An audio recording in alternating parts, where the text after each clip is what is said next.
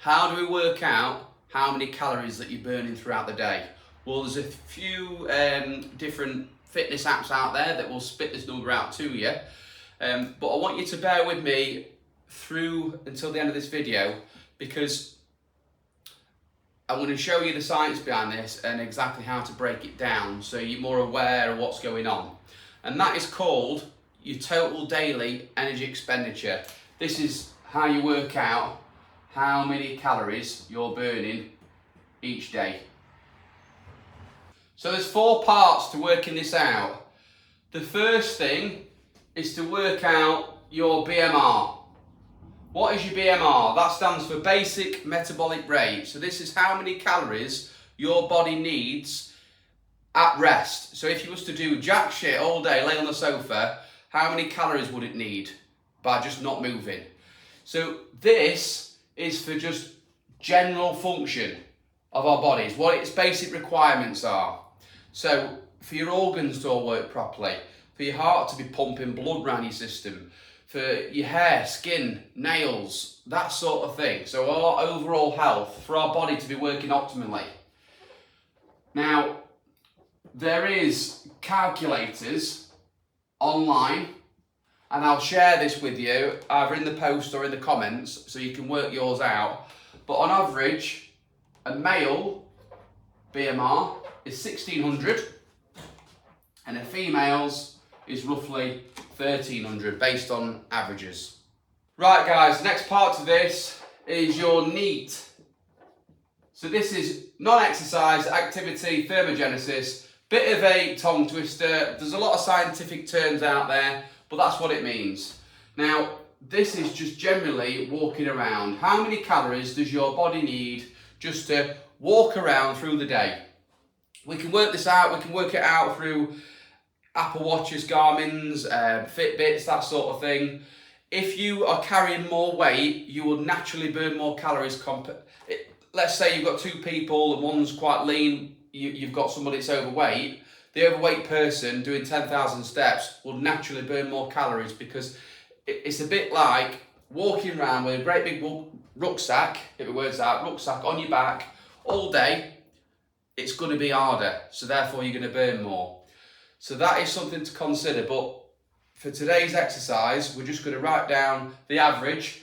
So on 10,000 steps,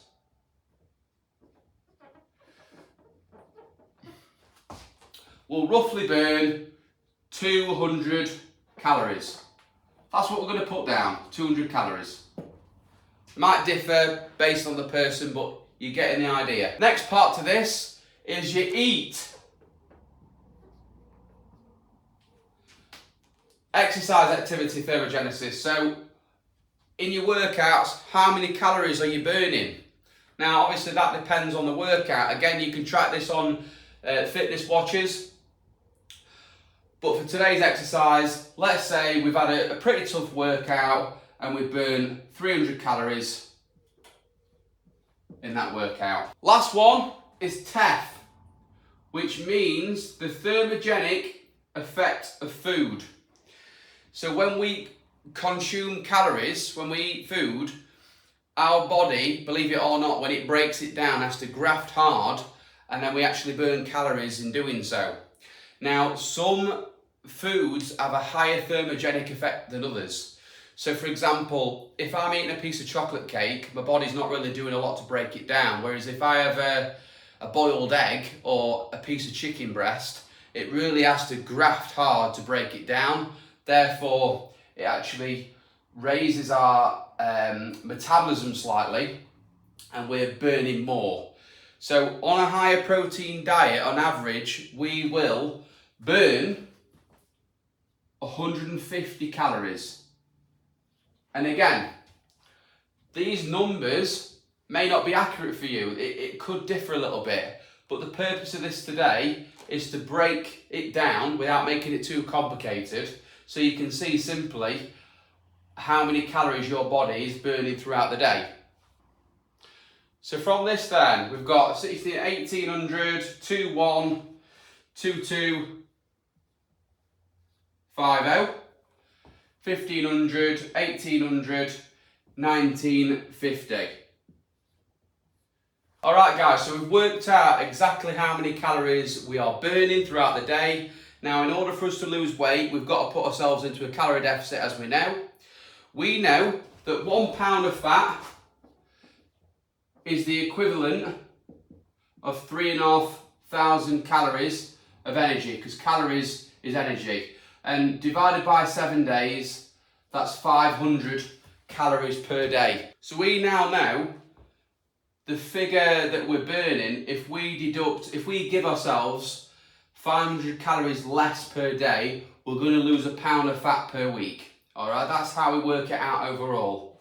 This is why it's so important to make sure that we are giving ourselves enough calories, because if we don't, we end up running out of gas and it's not sustainable long term. I hope that makes sense for you today and you've got some value from this video.